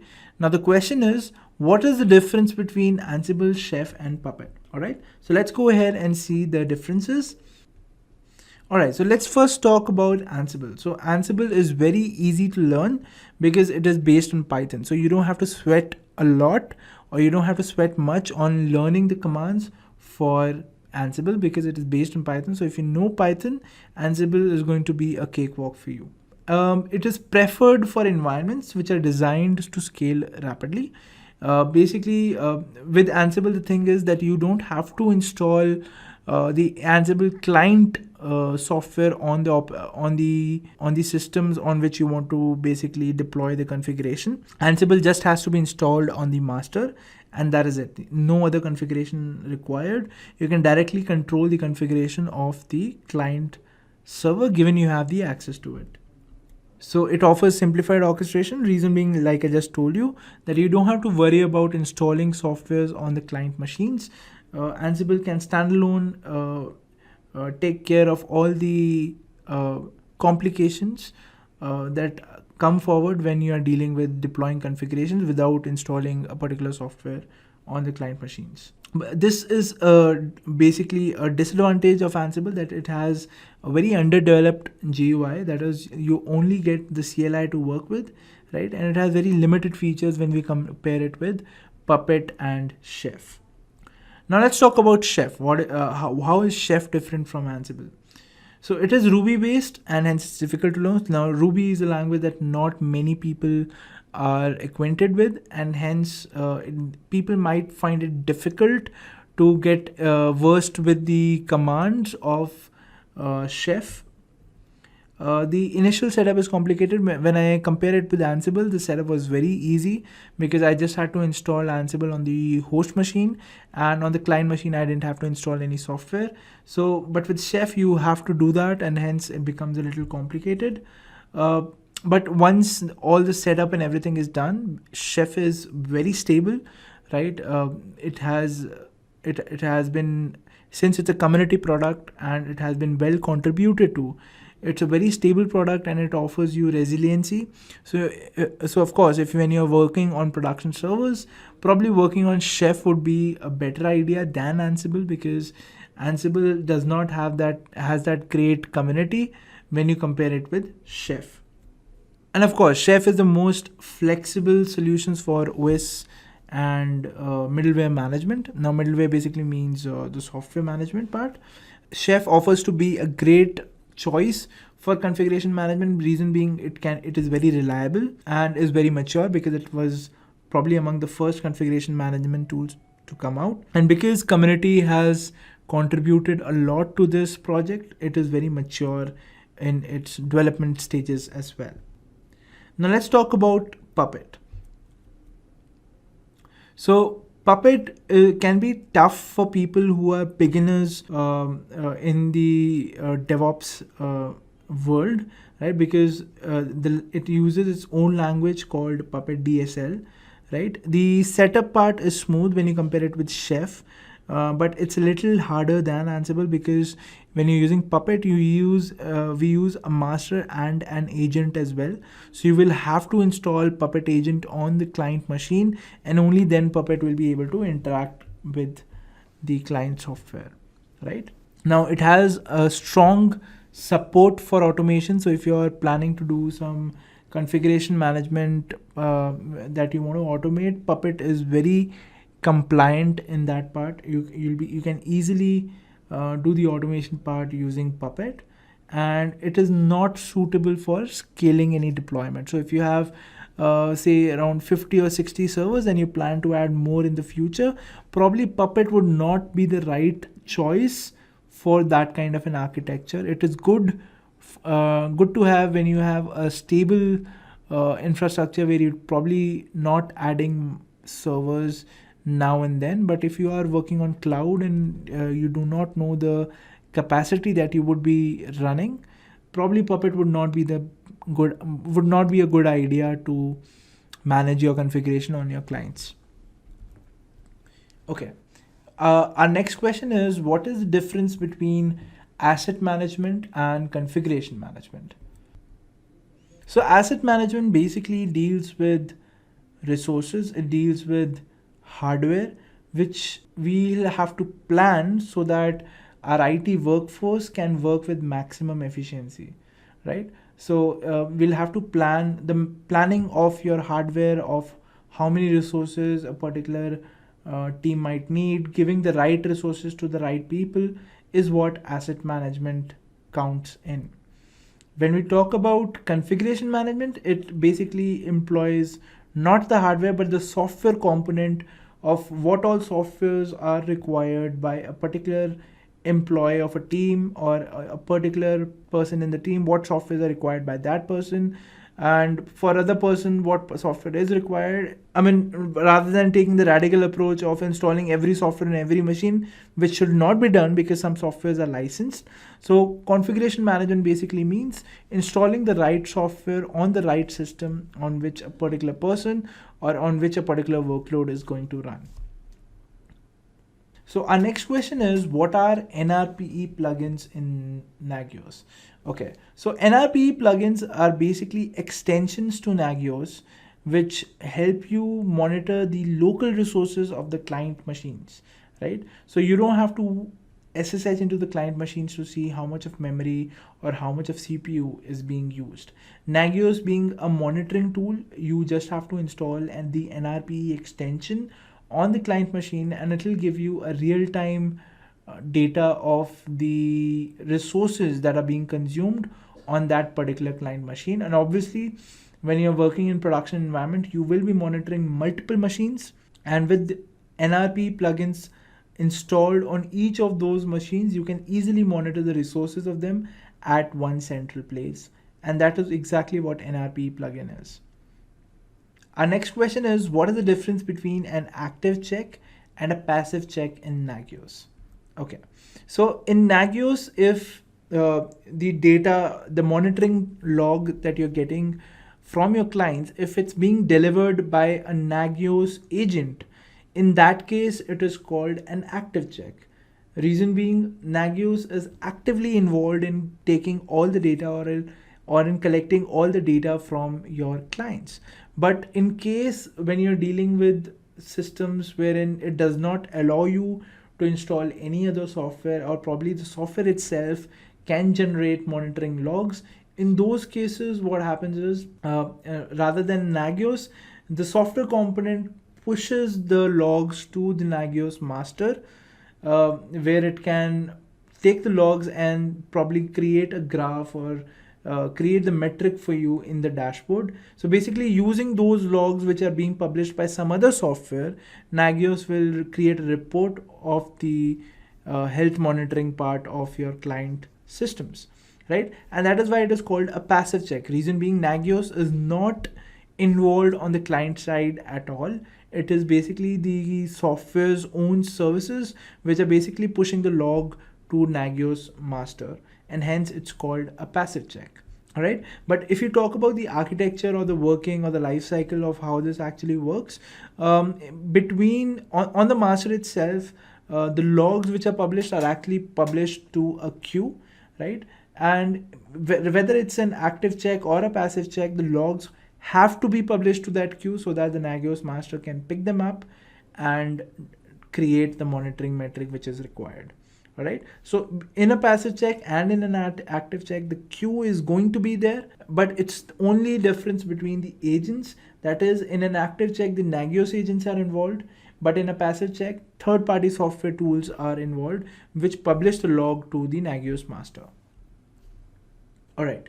So our next question says create an Ansible playbook to deploy Apache on a client server. So basically we have to do configuration management so as to without going inside the client system, we'll have to install a particular piece of software inside it. Okay, so let me quickly do an SSH into my AWS machine. And what I'm gonna do is I have a slave machine which I have already configured, which can interact with my master. That is, if I do a Ansible ping all, you can see that there is a server 1 that I have configured, which has successfully responded to my master's request. Okay, now let me show you the server, which is basically working. So this is the server which is configured with my master, right? This is my client machine, and on this machine I'll have to install Apache. So if I right now go to the IP address of this machine, it says connection refused. Reason being that there is nothing installed on this server, or there is no Apache software installed on this particular server right now. All right, so let's install Apache. Now to do that, you will have to write a playbook. Now what is a playbook? A playbook looks something like this. So it's basically a YAML file that you'll have to create. So I have created one for me. So where do you want to install the Apache software is the part where you'll have to specify in hosts. So basically my client machine is a part of a group called servers that I've created, right? So the hosts are servers, and where can you actually specify what part is your machine, or which group is your machine a part of? So that you can specify over here. So it's in /etc/ansible and /hosts. Okay, so as you can see over here, this is the group name, that is servers, and inside servers I've specified a server 1 client machine which has the IP address this. So this is the IP address of my slave. So if you can compare, it's 18.223.101.172, and if I compare it with my slave, this is the IP address of my slave, right? And this has been configured over here. So I can refer to my server 1 as servers, or I can refer it to as server 1, right? So if I do, let me do a clear over here, I can say ansible -m ping, and I can say server 1 as well. It will reach out to my server 1, or I can say servers as well, because it's part of the group servers. Okay, so this is how it works. Now I want to install Apache. So for installing Apache, I'll have to write a playbook which looks like this. Basically it's a YAML file. So you start with the 3 dashed lines, and then you specify hosts. So hosts, I've specified every server, every machine which is inside the servers group should install Apache on it, right? And what is the task? I want to install Apache 2. This is basically a name. You can specify anything over here. Then I've specified apt. Basically I want to use the apt package to install Apache 2, the latest software. Okay, now what I will do, I will type in ansible -playbook, and I'll type in apache.yaml. I'll hit enter, and now it has started to install everything. So it is installing on the servers group. It is gathering the facts, and it saw that it is able to communicate with server 1, and now it is accomplishing the task of installing Apache. All right, so it has been done successfully. So if I go to my Chrome browser now, And if I refresh the address, you can see that Apache is installed on this server automatically. So I didn't have to basically SSH into the server. It all happened automatically. And if I had like 5-6 computers which were running on AWS, and if I wanted to install the software on it using Apache, using Ansible, this would have been the same way. It's only that in the server group, I would have specified more IP addresses which my Ansible could talk to. Okay, so this was our task of basically deploying an Ansible playbook on a client server without SSH, doing an SSH into that client server and doing it from a central location. All right, so this is done. Now let's move on to our next domain, which is continuous testing. Now, what is continuous testing? So we talked about continuous development, which is done using GitHub. We talked about continuous integration, which is possible using Jenkins. We talked about continuous configuration management, which can be done using Ansible. And next online is we have continuous testing. So once the code has been deployed, it has been integrated with Jenkins, it has been deployed on a server. The next thing is automated testing that we discussed in the best practices before, right? And it can be done using a tool called Selenium, a software called Selenium WebDriver, right? So the first question is, list out the technical challenges with Selenium. So the Selenium tool is used widely for automatic testing or automated testing, but what are the problems that you get with Selenium? So if you're using Selenium, mobile testing cannot be done.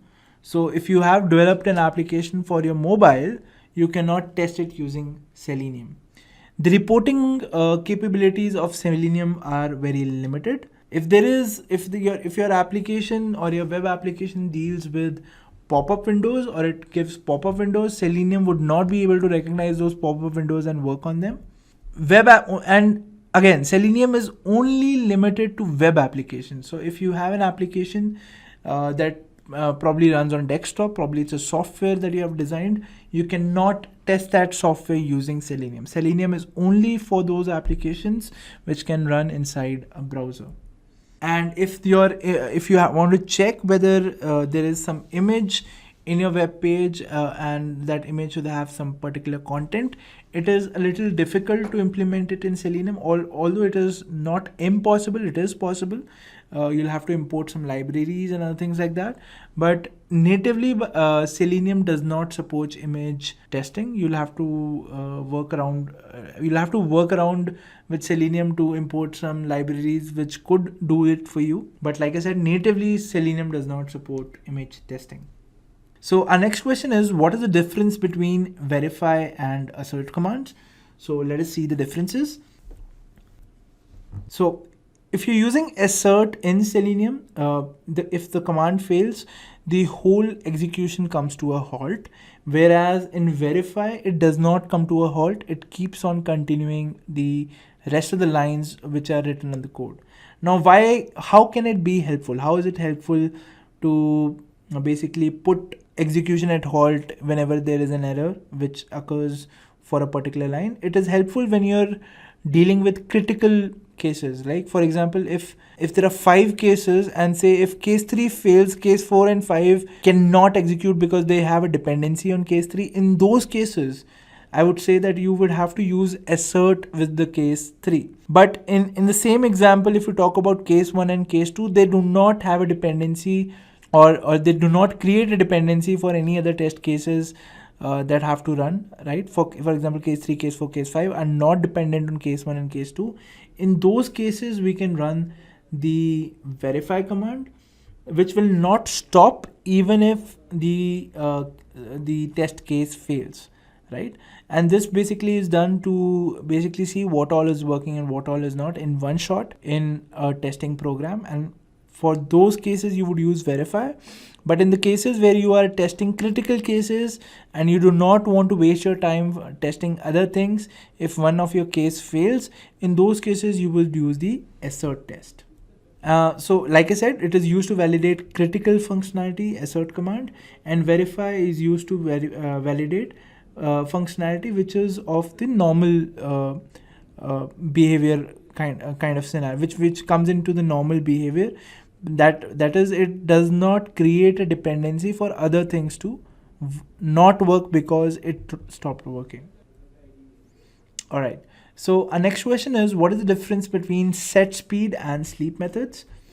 So set speed is basically used for executing tasks at a particular interval that we specify. For example, say I want to echo hello world at intervals of 5 seconds. In that case, I can specify it using set speed. But sleep method basically suspends the execution of the whole program for a particular interval. For example, if you're doing a Selenium web test and the web page takes around 3 seconds to load, and you don't want testing to happen just after each line, you can specify a sleep method of say around 3 seconds, where it waits for 3 seconds for the website to load, and only then it will start executing the tests which follow that particular line. All right. So this is the difference between set speed and sleep. Okay guys, a quick info. If you want to become a certified DevOps professional, Intellipaat offers a complete course on DevOps which covers all the major concepts and also all the tools which a professional should know. So for further details, you can check the link in the description. So now let us continue with this session. Okay guys, we've come to the end of this session. I hope this session on DevOps was informative for you, and if you have any doubts, feel free to comment it below and we'll love to help you out. Thank you.